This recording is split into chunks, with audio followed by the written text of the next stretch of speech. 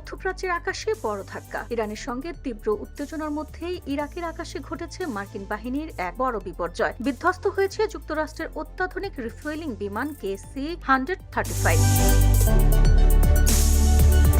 যে বিমানটি মাঝ আকাশে উড়ন্ত যুদ্ধ বিমানগুলোকে জ্বালানি সরবরাহ করে, সামরিক ভাষায় যাকে বলা হয় ফ্লাইং ফুয়েল স্টেশন, সেই বিশাল আকাশের বিমানটি হঠাৎই ইরাকের পশ্চিমাঞ্চলে আছড়ে পড়ে। বৃহস্পতিবার গভীর রাতে ঘটে যাওয়া এই ঘটনায় মুহূর্তেই মধ্যপ্রাচ্যের সামরিক মহলে ছড়িয়ে পড়ে তীব্র চাঞ্চল্য।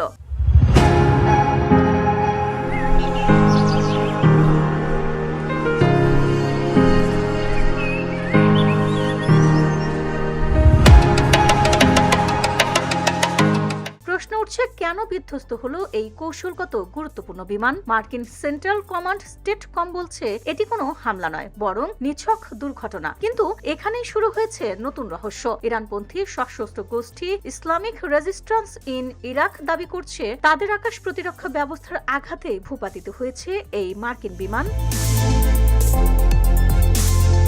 বিমানে কতজন ক্রু ছিলেন সেটি এখনো পরিষ্কার নয়। অসমর্থিত সূত্র বলছে 6 জন, আবার কেউ বলছে 5 জন। দুর্ঘটনার কারণ কি যান্ত্রিক ত্রুটি, নাকি সত্যি গোপন হামলার শিকার হয়েছে যুক্তরাষ্ট্রের এই কৌশলগত বিমান? এখন সেই ধোঁয়াশার মধ্যেই চলছে জোরদার উদ্ধার অভিযান। তবে প্রশ্ন একটাই, এই রহস্যময় বিধ্বস্ত কি ওয়াশিংটন ও তেহরানের চলমান ছায়াযুদ্ধকে আরো উস্কে দেবে? VOD Bangla news desk.